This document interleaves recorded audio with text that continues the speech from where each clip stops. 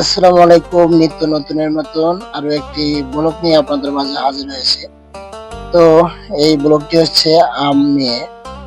তো উপস্থিত আছেন তুষার ভাই, পাশাপাশি ছোটন আর আমি নিজেই। তো আম আমাদের কতটা গুরুত্বপূর্ণ শরীরের জন্য অবশ্যই আমরা এই ভিডিওর মাধ্যমে জানতে পারবো। সকলে ভিডিওটি পুরো দেখে অবশ্যই কমেন্টে জানাবেন। আম আমাদের জন্য অনেক গুরুত্বপূর্ণ একটি ফল, যা গ্রীষ্মকালী ফল। গ্রীষ্মকালে অনেক পাওয়া যায়। তো অবশ্যই আমরা চেষ্টা করব এই ফলটি সকলে খাওয়ার জন্য। তো কোলেস্ট্রল ঠিক রাখে, পাশাপাশি ভিটামিন সি, ফাইবার, প্যাক্টোডিন থাকায় রক্তের উচ্চতার কোলেস্ট্রল ঠিক নিয়ন্ত্রণ করে রাখে আমাদের শরীরে। তো আম আমাদের ত্বকের জন্য খুবই গুরুত্বপূর্ণ। পাশাপাশি আমরা এই আমের মাধ্যমেই আমাদের ত্বকের অনেকটা যত্ন নিতে পারবো। ইনশাল্লাহ সকলে চেষ্টা করব সবসময় এই গ্রীষ্মকালীন ফল আসলে খাওয়ার।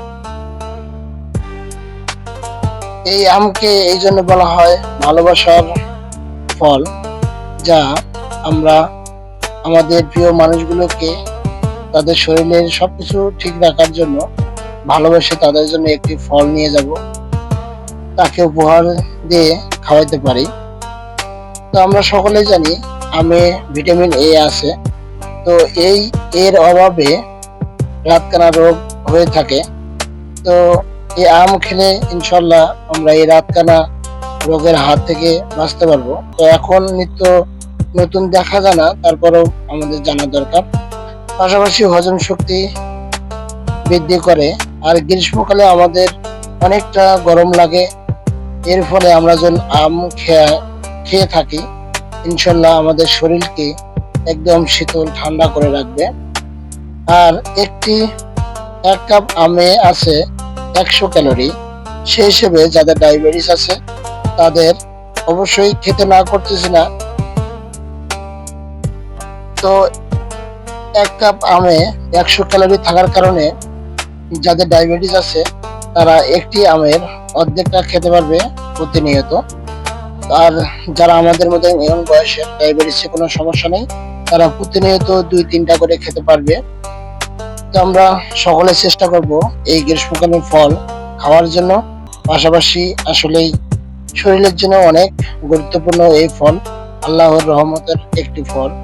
তো ইনশাল্লাহ সকলে ভালো থাকবেন। পাশাপাশি ভিডিওটি কেমন হলো আর কথার মাঝে কোনো যদি ভুল ত্রুটি হয়ে থাকে অবশ্যই ক্ষমার দৃষ্টিতে তাকাবেন। আপনাদের মাঝে ভিডিওটির মাধ্যমে তুলে ধরলাম আমের কিছু বিস্তারিত। ইনশাল্লাহ ভালো থাকবেন। পাশাপাশি আমার পেজটি এবং ইউটিউবটি অবশ্যই সাপোর্ট করে যাবেন। পেজটি অবশ্যই যারা পেজ থেকে দেখবেন তারা অবশ্যই পেজটি ফলো করে দিবেন। আর ইউটিউব থেকে যারা দেবেন অবশ্যই ইউটিউবটি সাপোর্ট করে দিবেন। ভালো থাকবেন, সুস্থ থাকবেন। আল্লাহ হাফেজ।